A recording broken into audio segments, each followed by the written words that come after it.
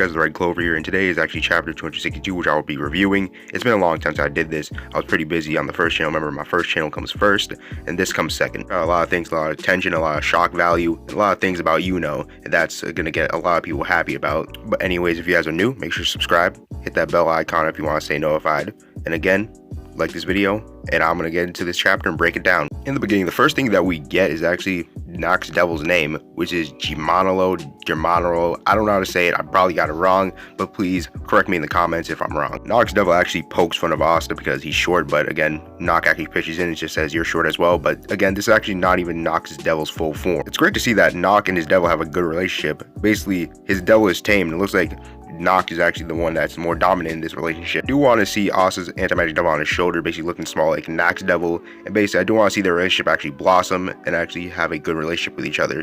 But I do think that's going to be a long time because no one was out there to actually teach Asta about devils or how to tame his devil because no one was really there. Zygred was there, but he was evil. Asta's still in shock that this guy's a devil user, and he's still in shock that this guy's a black bull, and not only that, he's their vice captain. The Golden Dawn stand is actually looking pretty bad for you guys. Nock's here, and he's not only that, he's a devil user, and this just made the Black Bulls even more stronger. But I do hope that the the Golden Dawn actually get a new member that's pretty strong in his own right, or her. Nock makes it perfectly clear that Yami basically just gave him the robe because it's Yami. He breaks a lot of rules, but again, who cares? It's Yami.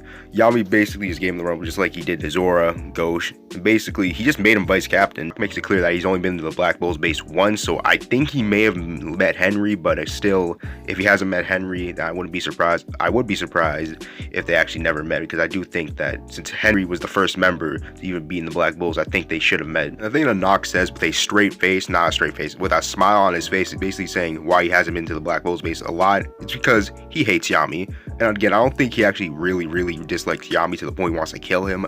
I do think that he just dislikes Yami to an extent, but he doesn't want to kill him. I think he's kind of neutral with the guy, but I do think that he just hates some of the things he does. Nock is a guy who will basically be brutally honest with you. He'll basically say, your new fit, kind of garbage, ain't trying to lie. Yami, he ain't even looking that good, bro. He's kind of a terrible character. That's what Nock basically is. He's brutally honest. He's gonna tell you what it is straight up. I know we had Zora, but I do think we need more of those characters, and Nock basically fills in that void. I'm actually starting to love Nock. Nock basically says that they have time before Yami dies, and again, this is gonna give more of the Clover Kingdom actually time to, strategize, actually try to invade the Spade Kingdom before this even happens, because if this happened, if it was to happen now, Yami and William would be dead right now. As a Black Clover fan and William and Yami fan, I don't want them to be dead. I know a lot of people just hate William and just hate his guts, but again, I do understand why people don't like William. What he did was unforgivable, but again, I can look past that, and he has redeemed himself in my eyes. Asta tells Nock straight up, I don't even know if I can trust you, but still, you're the only one I can look to, so please help me master my devil powers. And Nock just says no because they need a proper rest, and actually,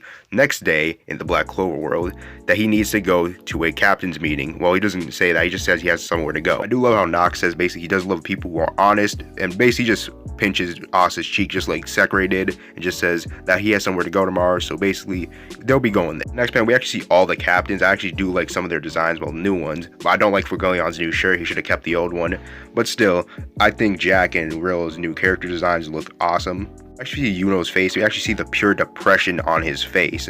Basically, again, he basically has half of his squad slaughtered, and basically his captain's gone, and his whole life has been turned upside down. And we see Julius's face. Again, he has that pure despair as well. This is crucial for Yuno's character development and crucial for his character. Yuno may either fall into darkness or basically be like Asta and get back up on his feet and start getting stronger. Yuno can take those routes, but I think Yuno either might pick a fight with Asta at the end of this chapter, or actually next chapter. Basically, it's up to Yuki Tabata what he wants to do with Yuno's character and what he wants Yuno to do after this loss. Julius ain't looking too good either, because look at his face. He just looks depressed. He just feels like he couldn't do anything, couldn't even save his students, because he basically raised these students and they were in the same squad. He basically is their mentor, and basically now they're gone. And he feels like he couldn't do anything because, again, he's in this kid form. He can't do really anything in this kid form. Again, it's weakened. I do want to know how Julius is going to take this. Or he's going to get pissed that the Dark Triad will just took his students like that, or will he actually try to develop and try to get stronger in this kid form and try to train? Back to the chapter, basically Rill is basically saying how those two got abducted because he's basically surprised. These two are basically one of the strongest Magic Knight captains they have. One of, I'm not saying the strongest, just one of. Calm down before going on for stands.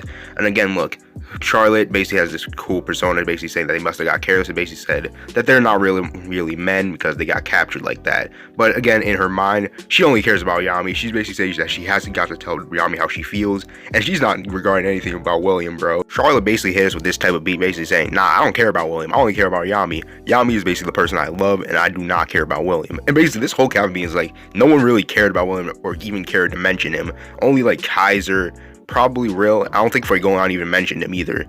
Again, yeah, it just shows how much that the captains don't really notice William not being there. It's kind of weird, but still, I do think that the captains do care about William. He actually pitches in and just says that we fought with everything they had, but again, it was not enough because he feels like the Dark Triad members, or the Dark Triad, the three of them, you know, Vonica, Zenon, and Dante, are even stronger than the brigade captains.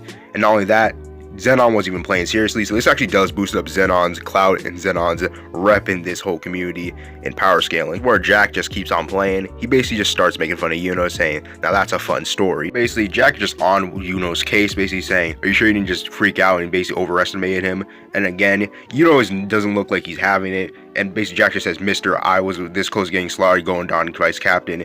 Basically, Jack is basically just making fun of the fact that, again, going down one of the strongest squads, well, even though they ain't, it's basically the Black Bulls, well, one of the strongest squads, and they got completely decimated by 55% Zenon, well, a base Zenon, the 55% was for Yuno. I do see a lot of people saying that Yuno is pretty weak for losing to Zenon. Again, I'm going to hear defend Yuno. Yuno was in the worst situation of the three, well, of the two, basically of Asta and Noel. Yuno had no one as strong as him or stronger than him, or basically had no one to support him.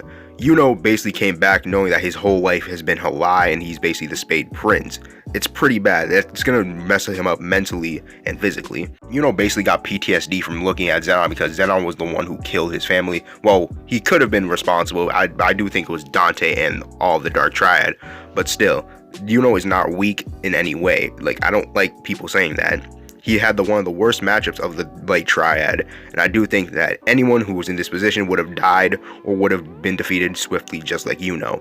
And again, it's to show Yuno is developing. By the look at Yuno's face, he just looks like he's ready to lash out on Jack and basically attack him. But you know, if Fuegoleon just tells him that, oh, chill out, it's all good, you know, it's cool, don't worry. I should be glad that, you know, Fuegoleon is not dead, because he's the rock that holds them all together and basically keeps everything in order. He's the one that could be the next Wizard King, or Nozel, but I do have Fuegoleon being the next Wizard King. Fuegoleon says that they may already link the whole worlds right now, but again, Kaiser just says that we don't even know the shape of Vengeance and Yami, and Rill, basically being the immature 20-year-old he is, yes, he is 20, he basically says, what if they're already dead? Charlotte has this death stare, giving, you know, Rill the death stare, basically saying, keep those frivolous guesses to yourself, and, you know, Rill just reacts, say, yo, chill, just playing. But again, Jack just says, guesses are all we have right now, and basically Jack has had enough. He just says, I'm out of here, I'm leaving. Then Nozel basically just says, yo, Jack, you ain't planning to like pull up on the Spade Kingdom and basically just try to save Yami and William. But again, Jack says, why would I pull a stupid stunt like that to save an idiot like that? If I wasn't gonna do it with you people anyway. Charlotte basically calls Jack out on this and basically says that it has everything to do with the Cavs, that we should at least be civilized, but she wants to save Yami too, and she doesn't mention William again. Again, Nozel does pitch in and just say he wants to kill the Spade Kingdom or those fools with his own hands, and Fuegoleon slams his hand on the table, telling everyone that, yo, chill out, it's enough, that's enough, bro, come on, like, stop. He does say that Yami being a total mess, but now he's not here, everything is still a total mess. See Julius' expression again, he has nothing to say because, again, his two students are basically just got kidnapped by the Spade Kingdom, so he's not going to say anything right now. He's kind of still sad. It's fun, we actually get to see Nock saying, you're motivated, if nothing else, that's good to see. And then he just pulls up on the captain's meeting, just saying, however, I hate people who can't even host proper meetings. He just tells the captains, yo, shut up and let me do my thing. And he's basically standing in basically where Julius was sitting. Well, Julius was standing. He's basically sitting on the Wizard King Center. He's basically just telling them, yo, shut up unless it's top. It just goes to show how strong Nact is, because he basically just pulled up on the captain beam with no one actually detecting his magic or detecting his mana. Basically, he got everyone by surprise. Basically, Nozel, Jack, Charlotte, Fuegoleon. We didn't see Rill, Dorothy. Well, Dorothy's sleeping right now. Kaiser's reaction, and mostly we didn't get to see Yuno's reaction. Basically, Asa's still in Nact's hand. And the reaction I want to see right now is Yuno's. His reaction got cut out, and Kaiser's, Rill, and probably Dorothy's. I don't know if Dorothy even cares because she's sleeping, but still, I do want to see Yuno's reaction, what he thinks about Asa's Devil Arm. Will he get pissed? Will he get mad? Will he understand Asa's sacrifice? Or will he just fall into despair? I don't think he will fall into despair, but I do think that this is basically a bad road for him to take. He is going to need to work harder and get stronger so he can get his revenge on Zenon. Anyways, that's the end of the chapter. Hope you guys did enjoy this video. It's been the Red Cloak, or the Red Clover. I'm gonna head up out of here. Have a great rest of the day, and I'm